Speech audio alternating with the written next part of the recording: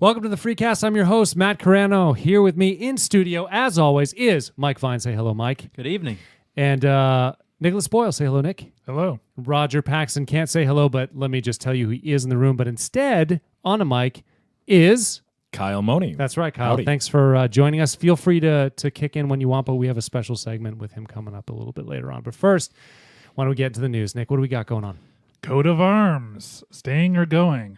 So seacoastonline.com came out with an article on April 14th that caused a bit of a stir, claiming that the Historic District Commission approved the renovation and creation of a new restaurant where the coat of arms currently is. When Seacoast Online tried to reach Coat of Arms for comment, whoever answered said, "We have no comment," and hung up. Strange response. Of course, if it's like a waiter, a waitstaff, waitress, right? They might generally not know, and then they're taken off guard and are like, "Am I going to lose my job?" Right? Right, exactly. So that was strange, and the Coat of Arms had a pretty hilarious response on their Facebook page the following day, on April 15th, saying, "If we ever decide to knock it on the head, we will let you know," and had the Monty Python's Holy Grail clip from the "I'm not dead yet" scene. Is it a Cockney accent? Is that what they? It's Eric Idle.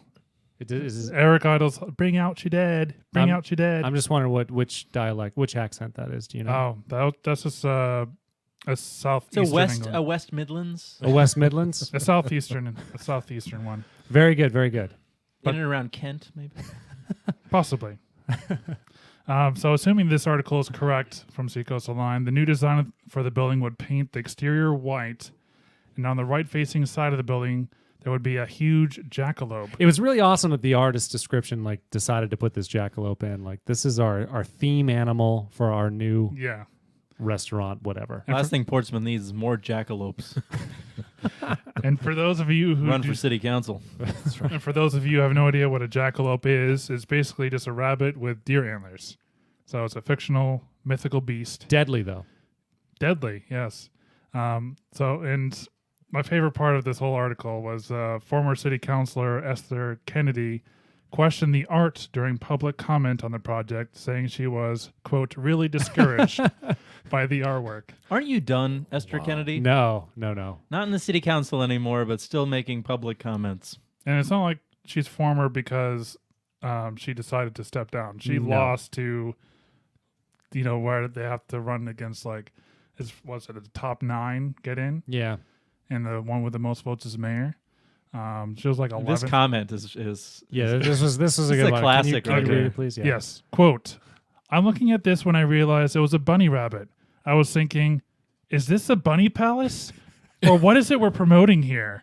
I'm having a hard time with this particular piece of art." Tough questions, Esther Kennedy. Right? That's literally like when you watch these TV shows about politicians, and they're gonna whoever sponsors them to go after something, and then they just come up with the most out there way to. I mean, it's a bunny, and she's like, "This sounds like prostitution." Yeah. What are we promoting here? Think of the children. But thank you, Ms. Kennedy, for your helpful contribution to public discourse. But all reports are that the coat of arms is staying. Yeah. Right? Yep. So And- they just made stuff up. Thank you, Seacoast Online. Right, and there's no follow-up article Nothing. redacting this, and Yeah, because inquiring minds now want to know. Yeah, where did they originally get it from? What was... Slow news day. The historical district commission. They had a public forum type of thing. Oh, of course, because it's a historical jackalope, right? It's like a lot of brick and jackalopes. They're bringing the jackalope back to Portsmouth. From the 1850, when was the time period? 1930s of the architecture, 18 something. One It's thing hard to know in Portsmouth what the historic sense of the community is. half of the historic downtown is 20 years old. Yeah, right. But one thing I will say, while we're talking about bunnies, one thing I really like about living on the seacoast is, I come from a big city. And you're used to seeing rats scurrying along as you walk around at night. Here, there are things that scurry as you walk along at night, but they are cuddly little bunny rabbits. We see them in our neighborhood all the time. They're cute. It's so funny. What is that? This is it's like a fairy tale place we live in. That like at night you just see little hairs hopping along the side of the road. That gives me. Do you ever smiles. bop them on the head, Michael? No, is that tradition? Well, with Are you a bad man? That's well, only no, field- with bunny foo-foo, right? No, when that's it's- only when you're field walking mice. through the forest. You're supposed to do that to field mice. You don't bop the Is this, bunnies on the head. is this something I should know? Yeah, bunny well, you're foo-foo. from a big city, so you wouldn't Yeah. know it. What do you do with the rats there? Do you train them, or do they become your pets? Yeah. Well, now we know. Well, we do the same with bunnies. Well, no, we bop bunnies on the head here. So we're nice to our rats, and you're mean to your bunnies. It's a very weird thing Huh. we've got going on. No, don't hit a rabbit. Their bunnies are really cute. I around don't think here. I could if I wanted to. No, they're very quick. Anyway, so And I moving forward, Portsmouth had a recent fire on State Street, which has sparked the oh-so-predictable debate on whether the fire code needs to be updated. I mean, if you've heard me Was this fire not against the fire code? Just no, to be I think you clear? can have legal whole buildings burned Okay. down if it's done in a That certain they way. would definitely need to amend the fire code. I think mean, so, right? There was a big hole that allowed this fire to happen. It was kind of a loophole that they tried to close. You always talk about loopholes in the law, right? That's right. Okay, well, Portsmouth Fire Chief Steve Achilles maybe told Portsmouth City Council that a sprinkler system probably would have saved State Street Saloon. Duh. City Councilor Eric Spear referenced the lack of a sprinkler system in the State Street Saloon building and said what might be good for other parts of New Hampshire might not be good for Portsmouth. In terms of requiring restaurants to use sprinkler systems, Portsmouth's ordinances are based on state fire code, Achilles said, which is true. Although what's not true is that the city does actually have the authority to put their own codes in place if they want to, but then they have their own liability and yada. This whole thing is you've probably heard my rants on this stuff before. Mm-hmm. The state code requirements are based on the type of building, what it's used for, the number of seats, number of people who visit the establishment, and also how much drywall you have, the size of the building, how high the ceilings are, all sorts of other crap. And there actually are a lot of loopholes to get beyond certain parts of the fire code anyway, because there's a bunch of gray area. And the state code didn't, in fact, require the State Street Saloon building to be sprinkled, because ultimately you can get out of sprinkling regardless if you know the right people and you have the right engineers, apparently. Due to the Dillon rule, which I never knew that this existed, it's improbable that the city of Portsmouth can pass an ordinance regulating sprinklers further than state law. I did not know that. The It Dillon really rule contradicted being me. that in New Hampshire, a municipality needs express permission from the state, right? I didn't think that was the case with the fire code, though. When I spoke to one of the state fire marshals, he told me that cities could do their own thing. That was 4 or 5 years ago. What it says is basically that the towns, municipalities only have the power that the state delegates to them. So they need a pre-authorization. They can't just go around saying, we want to make a rule about this and then let the state overrule them. They need to go and say, are we allowed to make a rule about this? And then the state house says, yeah, okay. Mike, what would happen in a stateless society if you owned an adjacent building for sale? Would that adjacent building have recourse? Well, yeah.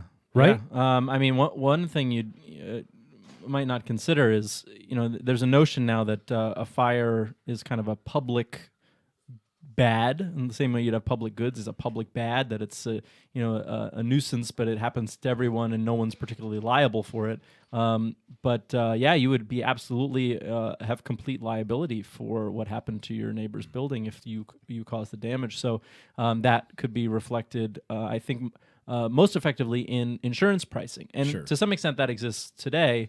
I'm sure that as a unsprinkled building, or unjimmied, as we would say in New Hampshire, unsprinkled building, that we're paying a higher insurance premium. Sure. And so that's one natural way that you end up sort of paying for doing the riskier thing. But yeah, in the market, on the one hand, people are allowed to take risk. If you're putting other people, adjacent properties, and people at risk, then those people have a tort, what is called a tort in the common law, meaning I can go and say, well, I don't have to wait for a fire for the damage. I could go and have a dispute and say, hey, I happen to know that this is they don't have a sprinkler system. That's pretty standard nowadays. You're putting me at undue risk, and then you take that to private arbitration, and the arbitrator says, well, yeah, you can't, you do have to put in a sprinkler, but it's handled on a case by case basis, and the advantage of that is that all of life is risk. I mean, it has trade-offs, so you can't, passing these one size fits all rules doesn't necessarily make sense. In a private law society, it's literally the case law. It's this person in this building and this person in this building. We look at all the facts of these cases, and maybe that sets a precedent, but it's not a blanket rule, because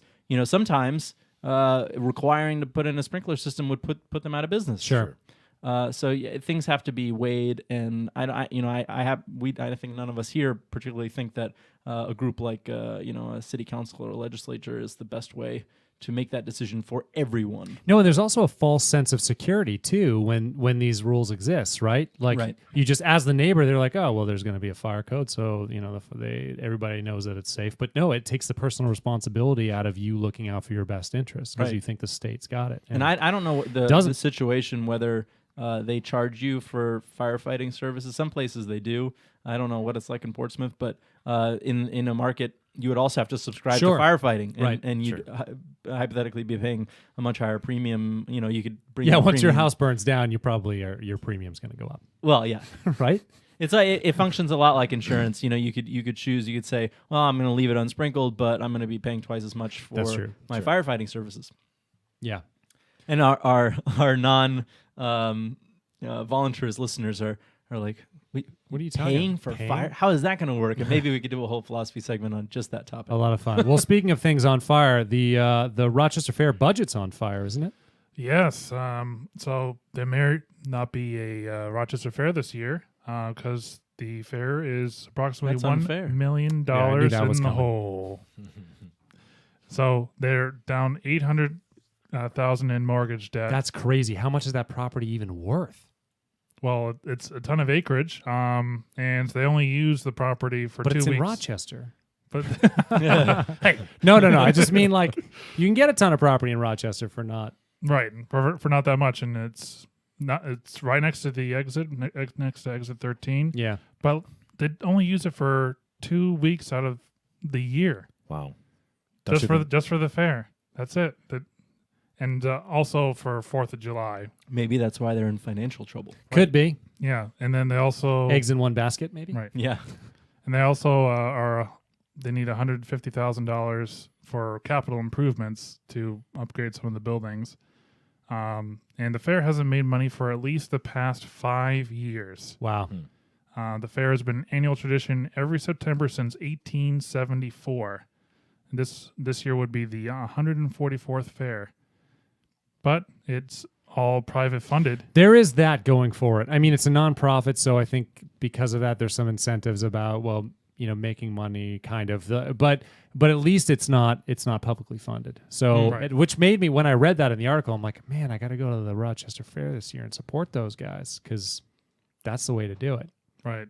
But they need to change something at least. I mean, when we talked about your power as a consumer, one of our original episodes, as you go around in the market, you're sort of leaving a trail of where you choose to spend your time and money. So if people want to see the Rochester Fair exist, they've got to go there. Sure. You can't just a lot of times you get into it's a tradition and I want it to be out there, but I'm not really that interested in going. Well, that's in economics. You're saying let's put our resources elsewhere. But I also root for him too because I don't know if he's called the executive director or whatever, the guy who runs the fair. Mm-hmm. Even said he would forego his salary this year in order to keep the fair running. I mean, so there's obviously some passion, and his staff, I think, said the same thing. Yeah. So there's definitely some passionate people. It's possible. Maybe they, I don't know their situation, but maybe they could scale it down, or find another way to make it sustainable. It looked like their pricing structure was really weird too. Like they really boosted up the entrance fee, but then now I could be wrong, but they did something where it's either. I think they boosted their entrance fee, but you wouldn't pay for the individual rides or something. But the entrance fee went freemium is the model nowadays. You got to have no entrance fee and then have in-app purchases.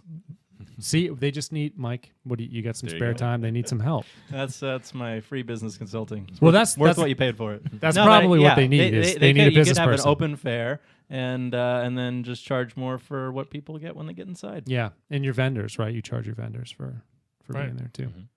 I think we fixed it. No, But what we can't fix they're definitely shaking their fists at us. is the Coast Bus system, right? The Coast Bus is looking for a free ride from the taxpayer. The Cooperative Alliance for Seacoast Transportation, more commonly known as the Coast Bus, is celebrating its 35th anniversary. That's nice. Their annual budget, $6.2 million, partly funded from bus fares, advertising, and federal and local dollars, which kills me. About 60% of the government funding Coast receives is federal money. And I also read that in all communities except Somersworth, most bus rides cost $1.50, regardless of boarding location or destination. Doesn't that seem ridiculous? So if you're That is ridiculous. if you're in whatever Rochester and going to Portsmouth, or if you're in Dover going to Portsmouth, it costs $1.50. Does that sound like a sustainable model to anybody in this room? Absolutely not. No, and I can tell you that Roger, not on a mic, is shaking his head no too. So he is voting with his. Well, his nod. people might counter argue. In New York, you've got a flat fare, but that's not a sustainable system. No, it's either. not. They're It's a publicly tremendously subsidized, bleeding system. Yeah, exactly. It's really weird how they go about getting funding from the different cities too. Like Portsmouth pays a couple $100,000, but I think I read that it was Stratham or Greenland is not paying anymore. They just said Right. screw it. But still, But it's Coast is still going there. Wow. Yeah, it's really weird. It's a very oddly incentivized situation. So It's they need to restructure. It's because Stratham and Greenland are right in between Exeter and Portsmouth. So you have to go through anyway. You basically have to go through anyway. But It's the free rider problem. right. Right. Yeah, and- I mean, you got to just charge. Got the pun in And there. also, when there's more people going to work, like during the morning, if you charge more at that time rather than surge pricing. yeah, exactly. So popular with Uber. Yeah, they're doing well. No, but actually, it makes a lot. If everyone hates surge pricing with Uber, I'm going to switch to a different surge. But it is a market mechanism. It is. If you don't have it, then you're Yeah. just competing for the same cars. And this is the way it was with taxis. It starts raining and all the taxis fill up, and that's exactly when you want a taxi, and you just can't get one because there's no surge pricing. Right. Well, surge pricing makes a lot of sense. But Coast Bus, I recall being excited when looking to move up here that Coast was at least had a beginnings as basically a private system. It was set up on a voluntary basis, but I think there's just a lot of federal funding if you go to that trough. So it's very tempting to Oh, it start. is. And then once you start down that path, and a lot like you see with welfare, I mean, you're just taking away any kind of real incentives to optimize and become an in-demand service. So people then they just become they just go for those grants and Yeah, and the Coast is asking for a lot of the towns to raise their share of the money that's going towards them. So they're asking for taxpayer funded or Yeah. literally stolen money And it should just be user fee. Like that's Right, the right. way to go. I mean, if you're coming and advertising too. and 'cause right. Yeah. Oh yeah, right. You put advertising on your buses or Mm-hmm. anything. Yeah, absolutely. We just fixed Coast too. and you got to allow competing services. So well, yeah. they could Yeah. if they admit at maximum the towns could say here's a bus stop. Anyone who's running a bus service, Right. let maybe file a form or whatever, and then you can stop at the stop and then see who pops up and who doesn't. And Mike Bus. yes. That's right. I like it. Yeah. All right. Shall we move on? Does anybody have anything else to say about the Coast? Yeah. Okay. All right. I think we. No. Roger wants to, but he doesn't have a mic, But so he it's a good can't. thing. Well, the last point I'll make is we always sound like we're against everything. We're not against all this We're not stuff. No, against we ma- want we- these things to yeah, happen. That's right. It's not. I like mass transit. I Yes. think it's great. I thought it was a selling feature. The Not fact that- Massachusetts Transit, but like Mass People That's Transit. right. Mass, taking that word. But yeah, I mean, mass transit is awesome, and I'd like to see more of it. But again, I don't want to take from people who don't use it, and I want it to be sustainable and make sense. Definitely. Well, we got a special guest, like I mentioned earlier. Kyle Money is here, and Hey, he's Kyle, been quiet. I think you're Yes, here, I You're am. allowed to speak now, Kyle. Okay, yes. you're here to talk about something fun, right? Yeah. So I think last episode you guys talked about the Freecast Festival. a Episode little bit. 29. Yes. Yes, that's right. And just wanted to go in a little bit more in depth on it. So just to recap real quick, it is the Free Coast Festival, Living a Voluntary Life Today. Wow. September 8th through the 10th. And again, if you buy your tickets before June 1st, we've got a special complimentary T-shirt. Really? So, yeah. So have you seen the design? Right, I have, yeah. All right. It's very nice. It's, is it flashy? It's gorgeous. It's gorgeous. So, I don't know when we're going to actually announce that, but pretty soon, I believe. Put that design up there. We could do that. Yeah, because we have the design, right? Yeah, we do. Well, I guess we'll probably post that out pretty soon. Yeah, so I just let the cat out of the bag. So anyway. So that's what we do here.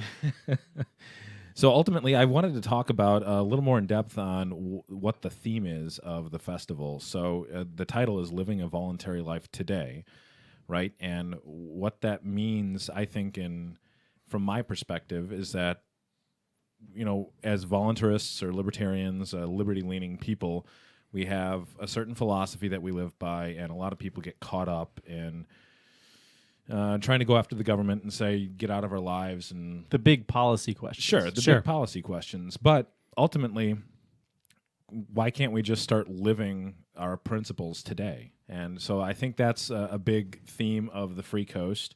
And so that's why it's the theme of the festival, that we here on the Free Coast want to live our life according to our principles without waiting for the government to get out of the way. So, yeah, because it's not like life is worth it, right? Like we want to have fun with our families and our friends, and and experience as much joy as possible.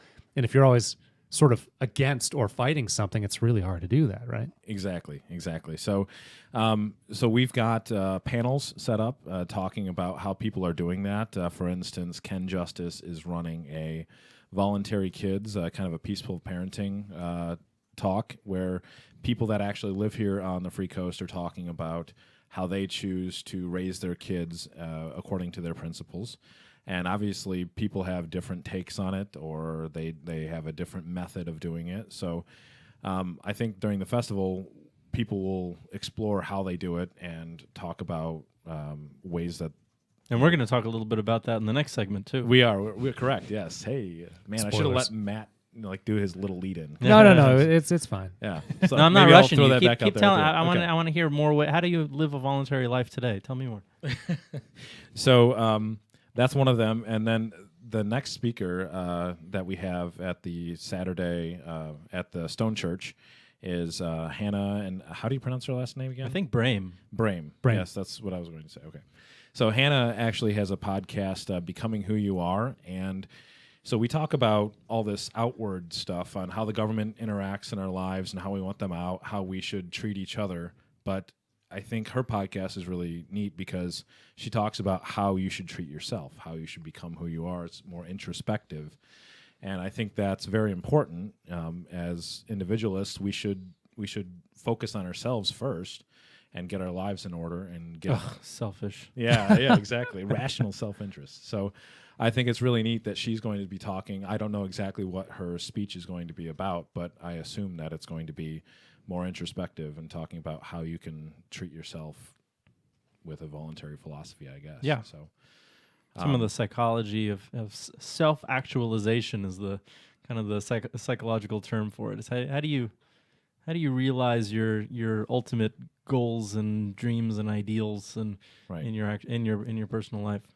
Right, because at the end of the day, you have to live with yourself. So right, if you focus on at least yourself 90% of the time. Yeah, that's true. Not half the time you're unconscious, or at least a third of the time. So that's at Stone Church. We've got a few other speakers that will be on at Stone Church, but then also later on in the day is the cruise. And cruise again, that does require a special ticket. So just FYI. There is a general admission, and then if you buy the additional ticket, you can get on the cruise, and that'll be going out in the evening on the Piscataqua River, and going potentially the open ocean. And potentially we've never been able to, but we're hoping. Depending on the every waves, year, right? Every year I push for this. I've risked all our passengers vomiting once or twice, but if the seas are choppy, we will turn back. But we're gonna try, as we do every year. We try every year out into the open. Either way, it's beautiful. Either way, yeah, you end up in Portsmouth Harbor and up to Piscataqua. You really can't lose. No. I'd like to add to the cruise. So the basic ticket's $30. Cruise is an additional $100. We separate them out so that people can experience the weekend. I think there's a lot to experience. The cruise, it costs money to put on a catered dinner harbor cruise. So. Isn't this federally funded though? And we fund this all ourselves. But if you can spare it, it makes the week. I mean, you're gonna have a great weekend no matter what. But if you can get on the boat, you should get on the boat. Yeah, it's a lot of fun. You won't be disappointed. Sorry, Yes. Kyle. No, continue. that's okay. So the keynote speaker there is Jake DeSillis Right. from, what is it, the Voluntary Life podcast. And just FYI, so I think Monday he had, this is kind of transitioning a little bit, but it was really interesting. His podcast was focused not just on how he set up his life to have his own business and to have control of his finances and his career, but he's talking about, well, that's great that you can talk about, well, here's what you should do. Well, what are some tools to help other people get there and to be more efficient at it? So, I like that we're talking about how to live a voluntary life, but, we also want to live the best voluntary life that we can. So yeah, we don't want to be in squalor. Sure. So I think that it's good that he was talking about how additional tools that you can use to help you be more productive, or to actually go from, hey, we've got this great setup in our lives, how do I excel at it? So I think it's good to go beyond just, well, what should we do in our lives and how should we be free?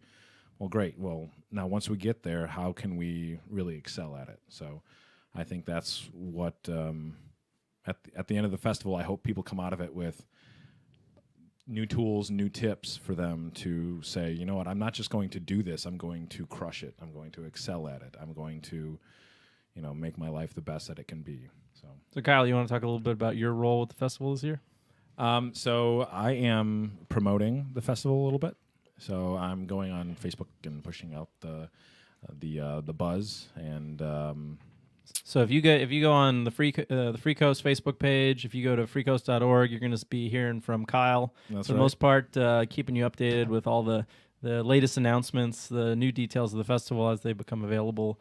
And he is going to be our promotion machine, as well as a perennial doer of all sorts, helping to actually make the festival happen. He's a very humble fellow, but Kyle is one of the core people that really makes the Free Coast what it is. So, thank you, Mark. Yeah, so looking forward to it, and thank you, Kyle, for giving us the skinny on what the festival looks like this year. I think it's really, if I do say so myself, as someone who's been involved for many years, I'm personally excited for this year. I think I've always been excited, but I feel like every year it's getting better and better. Definitely. And this year, the bigger boat. We're gonna have new caterer, new food. Food was good last year, but we're probably gonna top it. We could top it this year. My wife is doing that, by the way. So there you go, arranging that. Anyway, so. Thanks to Tynan. Good job, Tynan. And yeah, I mean, just the keynotes, Jake and Hannah, the other talks, everything. It's just get in the loop. If you're not sold, go to freecoast.org, bookmark it, do whatever you do, RSS reader, however you stay in the loop on things. Listen to one of the podcasts. Yeah, keep listening to the Freecast. Well, I was thinking also Jake and Hannah's podcast. No, just ours. Just ours? Forget their podcast. Sorry, guys. Stop. It's I'm going to bore everybody, but yeah, it should be a lot of fun. Cool. Well, Entrepreneur Day. Yeah, I was going to say Sunday is Entrepreneurship Day. So I'll be doing Entrepreneurship Day again this year on Sunday, and that's a full day program. We've got a workshop where you can have established entrepreneurs mentor you, and you bring your own project, whether you have a venture that's underway or an idea, and you just want to learn how to get started. You can workshop with fellow people that are at your level or your stage, and people who've been there before. It's very helpful. I've found personally, and our participants have found. And then we'll do the Porcupine's Den competition, which our producer Roger won last year with Pax Libertas Productions. Barely. And Barely. the the Paxtons are going to be entering again this year, so competition is fierce, but it's kind of like a Shark Tank competition. It's a lot of fun. We promote entrepreneurship. Entrepreneurship is how things change, how things get better. How the entrepreneurs are the people in the marketplace who are going and figuring out new ways to do things to serve people's needs better and wants better. So they are crucial in our beliefs. And we promote entrepreneurship at every opportunity. Great. So I had one more quick thing before we move on. So Ken Justice has asked if anybody has any topics that they would like to talk about at the Peaceful Parenting and Voluntary Kids panel, that they can submit them. Maybe we should just throw out the email here for this podcast. Yep, or freecastfreecast@gmail.com. Okay. And Nick promises he'll forward it, not just hoard that message. He'll forward that to the right person. True. Cool. Yeah. So why don't we move on to the Philosophy of Liberty segment featuring, once again, Kyle and Mike. Anyway, right? What are we talking about today? I won't talk too much. Today we're going to be talking about homeschooling versus unschooling. What the heck is the difference? Well, that's my first question. So I'm gonna pick Kyle's brain. He's an actual homeschooling practitioner. I also want to hear from Roger. He's gonna get his mic going here as another homeschooler or maybe unschooler. I'm gonna find out how he identifies. Homeschooling versus unschooling. So, Kyle, why don't we start off? Why don't you explain, as you understand it, the difference between calling something homeschooling versus unschooling? Sure. So obviously it's semantics, kind of, but ultimately homeschooling. There is no difference. End of discussion. Dun, dun, dun. Over. But you can say how they differ also from traditional schooling. Yeah. Sure. But typically homeschooling is they take this classical schooling model or the Prussian model or whatever people are used to years ago or even today, and they take it and bring it into their home. So it may not be much of a departure from how school exists in the classroom, but they have more direct control over it. So I know a lot of people when I was growing up that homeschooled, and they definitely had set times and curriculums, and you had to do all these certain things. So you're simulating, what you would have in a normal school, or English, math, so on. Exactly. That's how I see it. Unschooling is they're trying to get away from that schooling term, so they're saying we're, put the un in front of it, right. And like the Uncola. Sure, yeah, the Uncola. Is that Tab? Right. Is that Pepsi Free, Pepsi Clear, whatever it was? Yeah, it's 7-Up, guys. Come on. Oh, I don't remember. Well, I think more Awesome than just marketing. getting away from the term. Oh, it's also, Roger. Hey, everybody. Hey, Roger. How did that even? More than getting away from just the term of schooling, it's also getting away from the rigid structure of schooling because The Eastern Bloc nature of. right, I mean, and let's be honest, that works for some kids, and it's great for some kids, but it's not great for all kids. I mean, Kyle, I know your kids and my kids, that style would not work for my kids at all, and it seems the same way with your kids. Right. So do you guys both identify as unschoolers? I do, yes, definitely. So we're trying to get as close to unschooling as we can, but I believe that when you go after, so unschooling typically is that it's child-led, it's radical, no schedule, you don't try to push anything. I'm not sure I'd say, I mean, some people do child-led. I prefer, well, especially in our family, it's family-led. Sure. Where everybody makes their decisions together, what's best for, thank you. Right. What's best for the child's learning. Right. I know from our perspective, obviously, our kids would just want to play Xbox all day. Sure. So obviously that's not going to work. There has to be some instruction involved.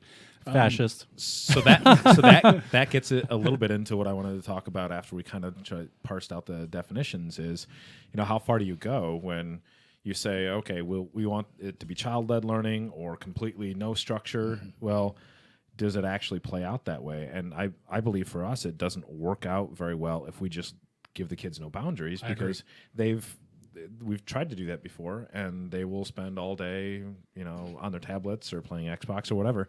And there are times where you do that and they'll burn themselves out and want to go do something different, and other times where they get stuck in that rut. If it's rainy or crappy weather out or whatever, you just want to sit on the couch anyway. So I wouldn't say that I'm 100% on board with that because maybe I just don't have enough faith in it. So are we're seeing sort of a spectrum here? Homeschooling to unschooling, it's like correct. How structured you're going to be. Correct. Okay. And right now, Kyle, you feel you're sort of somewhere in the middle. Sure. And Okay. I don't believe it's all because it doesn't work for our kids. I don't think we've set ourselves up to be perfect unschoolers, the adults in the family. Like my wife and I, we have our own careers. We have our own things that we're doing. We have personal goals and things like that. And I think to be completely radical unschoolers, we would have to set ourselves up a lot better to have a lot more time to be encouraging them or to throwing cool things out there, going off and doing fun adventures. And you get in that zone where you kind of have to compromise a little bit. So it's like, well, we want to do these things and I have personal goals, and that kind of ends up conflicting sometimes with complete unschooling. So that's sort of one of the, in life, people will often turn to routines or Sure. some kind of structure to ease the burden of having to constantly Right. kind of make it up as you go along. Right. Is that what you're saying? Your experience is, even if you wanted to go to a less structured way, that the energy requirements yes, on the parents is much higher. it's hard. Okay. It's hard to do. So I don't believe that I don't think we want to go that far because I would have to give up a lot of what I'm doing in my life and with our family, with our house.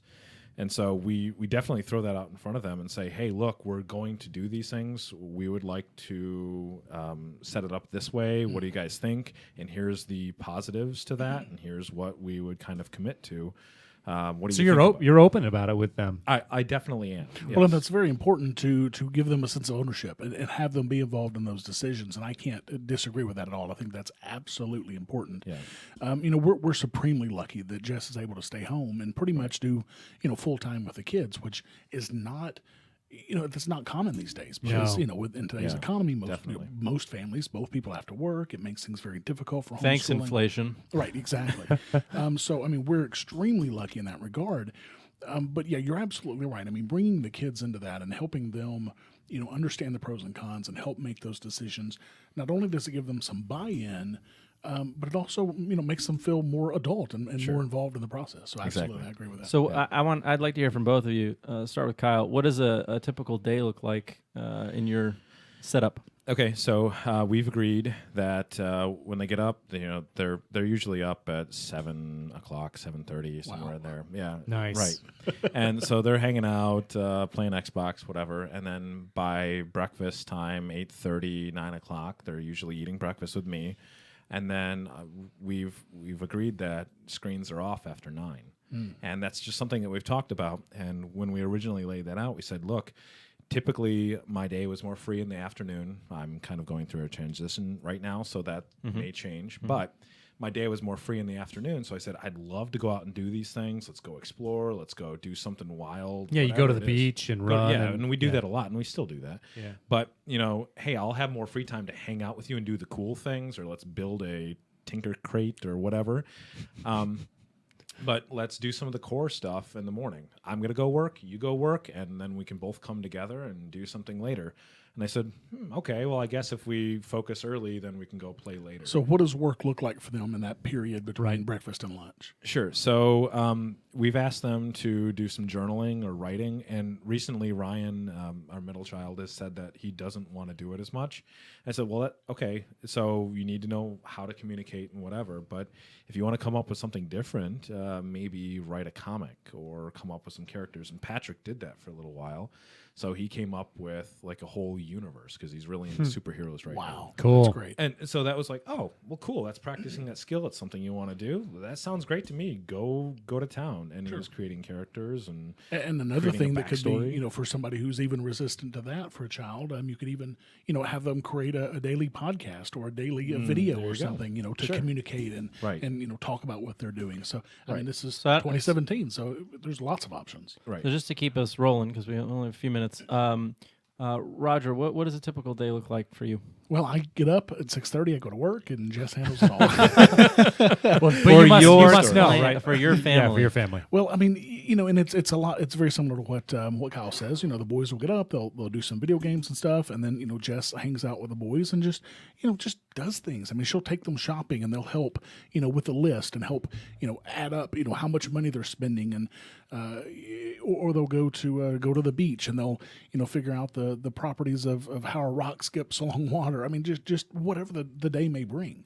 So there's going to be a lot of people. A lot of our listeners are going to be familiar and thinking about actually doing homeschooling. But most people are sitting there thinking, well, when are they learning their multiplication tables in between all this comic book drawing? Well, mostly the Common Core is what I was hoping that you would talk about. Is like, when does that all come into play? Well, and a good example of that is, okay, we need 10 boxes of whatever, 10 boxes of toilet paper. Yeah. And they're $2 a piece. What's 2 times 10? I mean, those sorts of things come up, throughout the day. Obviously, not as much as you would if you sat there and did your multiplication tables for an hour, but you're also not going to retain that as well if you sit there and do it the for an rote hour. stuff you don't get. But Exactly.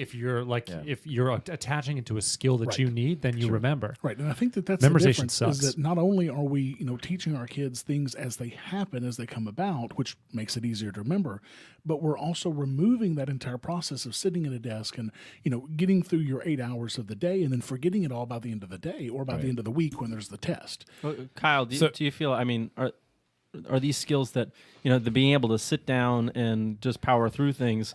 Is that necessary? Do you encounter that? Do you think your kids are missing that? So we actually do ask them sometimes to do things like that. Okay. So we actually do have some books that they can go through and do, and from time to time we ask them to do that.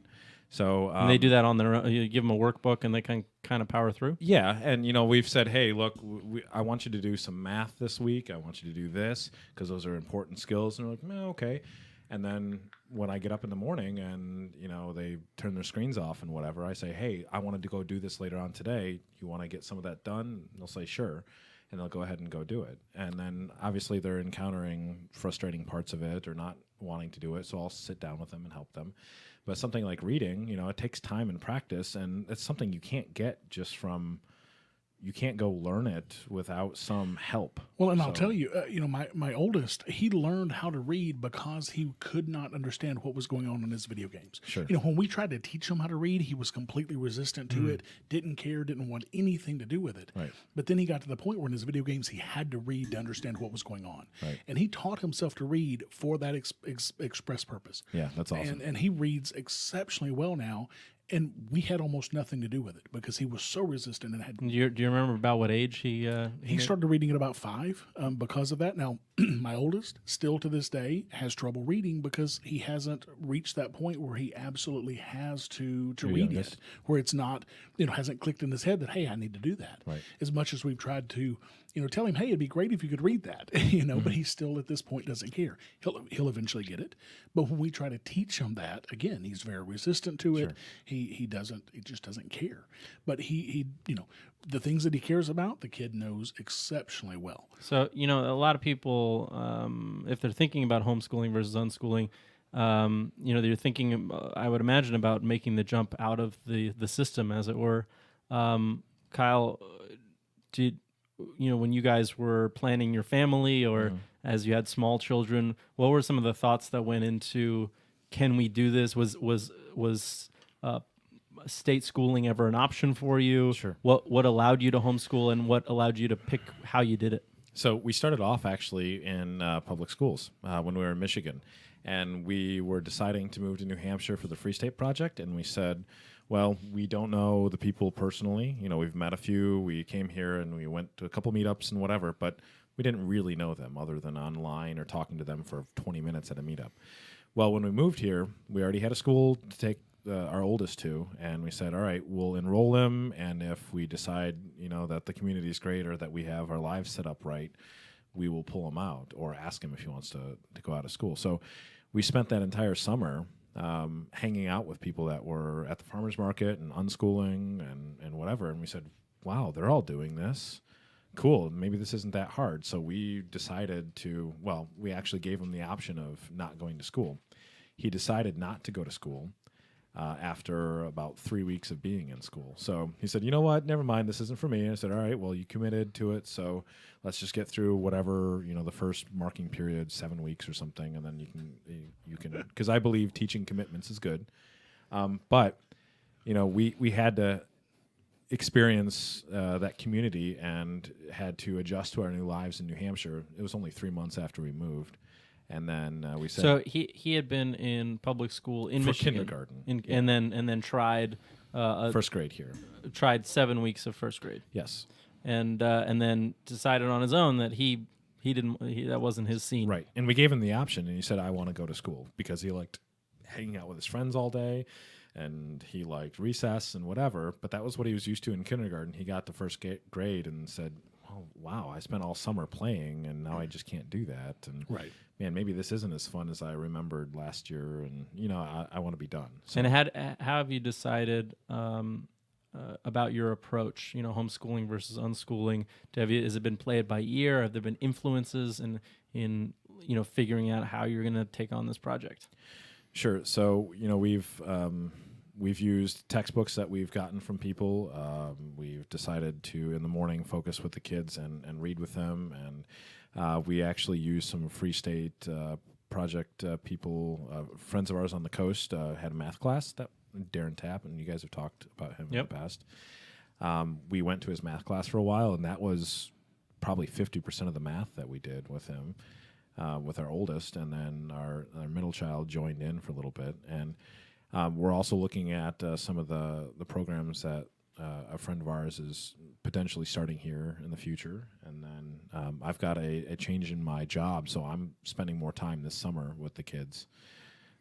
It's worth pointing out, not only, you said yourself that having the community here and having other people doing homeschooling and unschooling was what gave you the confidence to try it. Sure. And a lot of, whether there are plans or programs underway, people are putting together cooperatives. It doesn't have to be on your own entirely. Sure, exactly. So that's really awesome. And we were with the Paxton boys. They were joining us. Roger, how did you guys sort of decide that you could do this and what your approach was going to be? Well, I spent a miserable, however many years in public school, and I realized early on that I did not want that for my children. It was a bit of a challenge to get Jess on board with that, because her mother's a public school teacher in a very good public school, which is great. If you can find a great public school system to put your kids in, I'm not totally opposed to it. Except for the government propaganda. And of course, I call them government indoctrination centers. I'm very fortunate that my kids never had to spend a minute in government indoctrination centers, because I was able to get Jess on board early enough that we were able to start it right away before Reagan started in kindergarten. But it's not right for everybody. And let me be clear about that. The homeschooling is not going to be the end-all to be-all. It's not great for everybody. If you can make it work in your lifestyle, I highly encourage it. But certainly some kids are going to do better in that sort of a setting, and you have to make that decision as to whether or not you want your kids to do that. So has it been a process of figuring out what your kids need and Absolutely. So it's been responding to your kid, Kyle, and both of you guys, you feel that way, that you sort of take cues from the kids? My kids are so different, to have the same DNA and be so different. And my oldest is very analytical, very logical, very fact-based, whereas my youngest is very creative and very, very free-spirited, and they're completely different creatures. So that obviously presents a lot of challenges, but it certainly reinforces the fact of the reasons why we didn't put them in school, because there's no way that even a family can give everything that two different children need, much less a school who is the lowest common denominator for 30 kids in a class. Exactly. All right, so just to wrap up, from both of you guys, if you just have a final thought, someone's considering whether they're already homeschooling or unschooling, or just thinking of taking their kids out of the system, what do you say to them? What's the, very briefly, what's your advice? What's the first move? What's the first step? What direction should they head? Well, you can do it. Your kids they're smart, and if they're sitting in school all day long, they're probably just retaining, again, a small portion of it, or they're reiterating the same thing over and over again. So the one thing I would say is that you don't actually need that much time to focus on something. For example, I've had days where we wanted to go do something like late morning. I said, hey, let's get all your stuff done, and they're done in like an hour or half an hour, and they've like done their journal, done workbooks and whatever, and they said, hey, we just did all this stuff, because they were motivated to do it. And I said, oh, okay, let's go do it. They didn't need 7 hours of sitting there and going through some ad nauseum thing. So it's easier than you think once you get into it because your kids naturally want to soak things up and they want to learn. So, Roger? Well, and Kyle mentioned the time commitment, and that's a big factor for it because, some days we don't do school at all. Some days we just decide, okay, we're going to, we're just going to have a play day today. We're going to go to the beach and spend the day because you don't have to do it every single day. You can make it fit around your family schedule, whatever works best for your family and your children. We're able to take vacations on off times and save a ton of money, which is, fantastic. Yeah. But my number one thing is that if you can do it, and if it's right for your kids, then absolutely do it because there's nothing more empowering and nothing better for your children, as far as I'm concerned, than getting them out of those government indoctrination centers. All right. Thank you. Thank you both very much. So next we're going to move on over to the Seacoast History segment of Doom, in which, in this one, we're talking about the Republic of Indian Stream. Is that correct, Nick? That is. Why don't you give us some information on that? All right. So it's not really Seacoast history, to be honest, today. It's not, is it? No. So picture the farthest place from the Seacoast in New Hampshire that's still in New Hampshire. Coos County. All right. So for those of you having no idea what I'm talking about, picture New Hampshire. It's kind of a triangle. Right. So it's shaped like a key. And at the top of the key, and where the Vermont has a straight line, imagine the place that if Vermont's line went straight through towards Maine, we're talking about the town north of that. It's now called Pittsburgh without the H. And it's got a land border with Vermont, which is the only town in New Hampshire to have a land border with Vermont. It's the only town to... Wait. The only town in New Hampshire to have a border with... Both Maine and Vermont. Both Maine and Vermont. Both Maine and Vermont, and the only one to have a land border with Vermont. Oh, because of the Connecticut. Because of the Connecticut River. I see we what you're thought we saying. were smart. And it's also the only town in New Hampshire to have an international border with Quebec. And it's also more than double the size of the next largest town in New Hampshire, which is Lincoln. It sounds like it should be its own country. Yes. Kind of feels like that when you're up there. So the Republic of Indian Stream, and we've got a map here. We'll post in the notes. Yeah, we'll post it in the notes so people can see. Or Google it. Yeah. DuckDuckGo it. Yeah. And so picture the Connecticut River, which is the western border of Vermont, and then picture on the cap of New Hampshire, the western border of that, and then halfway through between Maine and Vermont, going north to south and then east to west, there's a chunk of land that was disputed back. We'll post the map in the show notes. All right, so there's 12 paces past the rock on the left-hand side of the Connecticut River. Picture yourself in under the Montreal water. looking south. Right. all right. It's a tough one. No, go. All right. So the Treaty of Paris in 1783, resolving the American Revolution, created an ambiguity, which is typical of government. Yeah. Relevant text from the treaty, quote, westward along the said highlands which divide those rivers that empty themselves into the river St. Lawrence from those which fall into the Atlantic Ocean, to the northwesternmost head of the Connecticut River, thence down along the middle of that river to the 45th degree north latitude, from thence by a line due west on said latitude. This kind of sounds like they had Nick Boyle writing up the treaty trying to describe this area. Yes, I was there back then. The surveyor of the 45th parallel actually put the line about 3/4 of a mile north of the actual parallel, giving more land to Vermont than Canada. Jerk. And to be fair, the lands at that time were mostly inhabited by Indians and was most likely never visited by whites, so the physiology of the rivers and the tributaries was probably not known at that time. Yeah. This can't be the politically correct terms, but carry on. We've already talked about Indian versus Native American in show number 17. I don't even remember. Whites? Carry on. Honkies. Yeah. Isn't that the correct term? Yes. My God. For those of you who, I kind of explained the geography. So the Connecticut River forms the western border of New Hampshire, And around the northern border of Vermont, the river has a bend eastward and then northward at the 4 Connecticut lakes. So the start of the Connecticut River starts about halfway between Vermont and Maine and the tip at the cap. You just really don't want these people to look at the map, do you? No. Well, people, I would probably wouldn't look at the picture. I'm usually listening to podcasts in my car ride, so that's my excuse. All right, so the key issue is, what is the northwesternmost head? Is it the actual head of the named river? Who knows? Or is it the head of the northwesternmost tributary of that river? So both Britain and New Hampshire claimed both of these areas in this in what was called Indian Stream.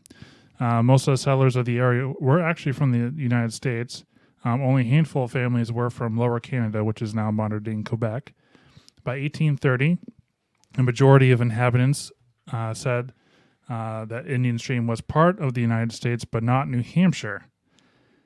So, federal officials of New Hampshire and Vermont then countered in 1831, levying customs duties on their goods as they entered the states.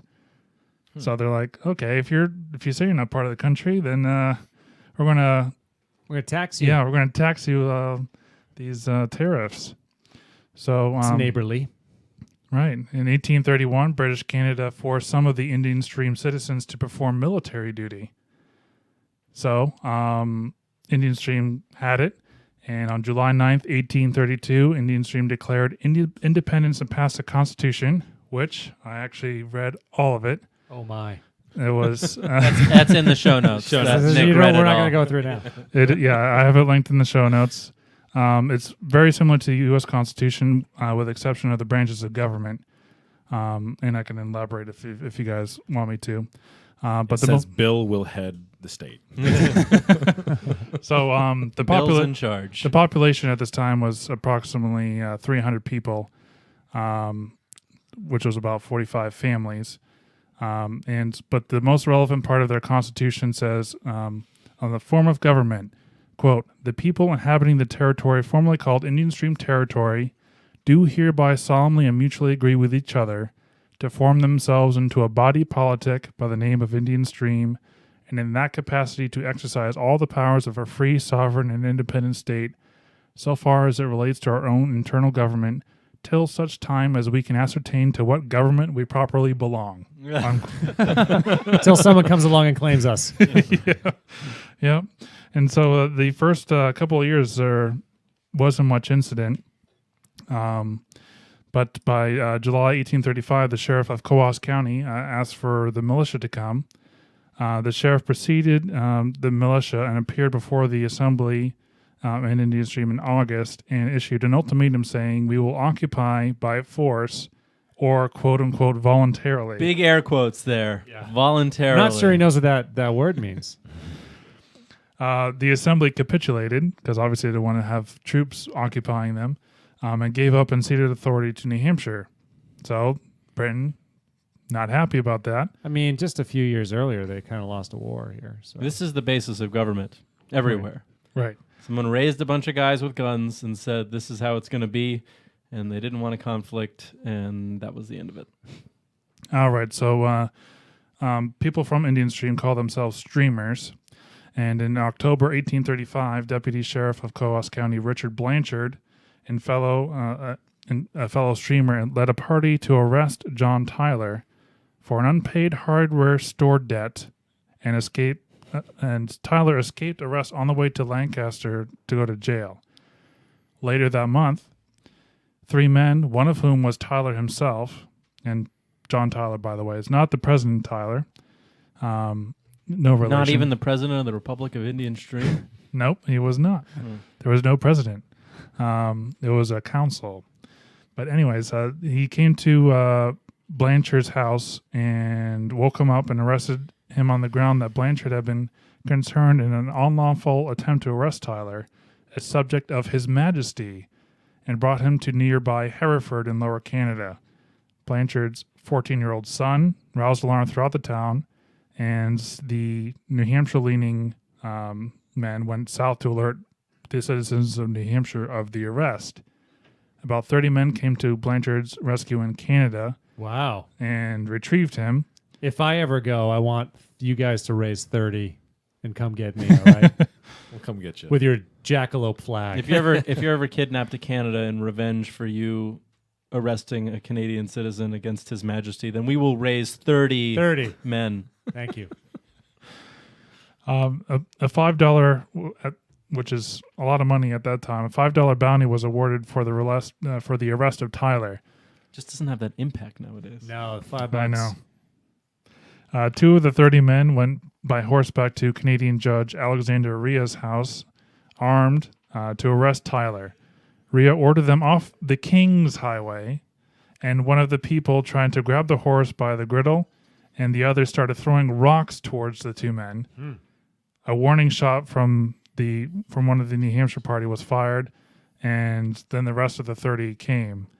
The Canadian judge went running for the woods when he sees all these 30 people coming, and he was caught and fell and surrendered.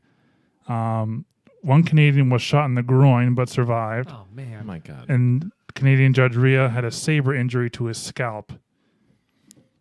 This incident caused the New Hampshire militia to send 50 troops to occupy Indian Stream to avoid any further uprising.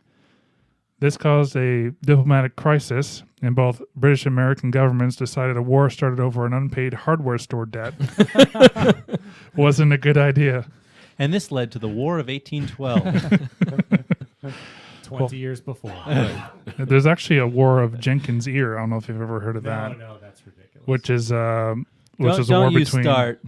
war between Britain and Spain in the 18th century, preceding the 7 Years' War. However, in 1840, residents petitioned to change the name to the town to Pittsburgh, named after William Pitt, Prime Minister of England. As a little bit of how do you do? Now, are we here in... Okay. So William Pitt was actually a great prime minister, and he was all for American independence. So it was kind of like, show you Lower Canada. They were basically declaring their allegiance with Canada? No, they're by changing the name to Pittsburgh, it's actually in favor of American independence because Pitt was in favor. Right. William Pitt was in favor of just leaving the Americans alone. I see. That's why there's Pittsburgh, Pennsylvania, Pittsfield, New Hampshire, and a lot of towns named Pitt. And in 1842, finally, the Webster-Ashburton Treaty is signed and finally ending the border dispute. Okay. Well, that's a nice history. It looks like I'm having some mic problems. Do you mind wrapping? Yeah, sure. So, we talked a lot about Freecast Fest, so I don't know if we want to plug it all again. But what I'll tell you is, you can, we do this show for fun, not for profit. But we live on your appreciation. So, if you like the show, we always love to make it interactive. We want to hear from you. You can always email us at freecast@gmail.com. You can get us on Facebook at The Freecast or Freecast Freecast, at FreecastCast on Twitter. Mm-hmm. There's a lot of ways to get in touch. Do get in touch. We are a small community. We love hearing from you, too. An ever-growing community, and whether you're outside of the Free Coast and you're thinking about joining us or maybe paying a visit, or just want to learn more, or you're around, you're in the area and you want to get connected up, or just give us your feedback, we are all ears. We're all mouths during the show, but we are all ears after the show. So definitely reach out, and thank you for listening. It's a pleasure, and I guess I'll sign off on behalf of Kyle and Matt and Nick and Roger. I'm Mike Vine. Have a good evening.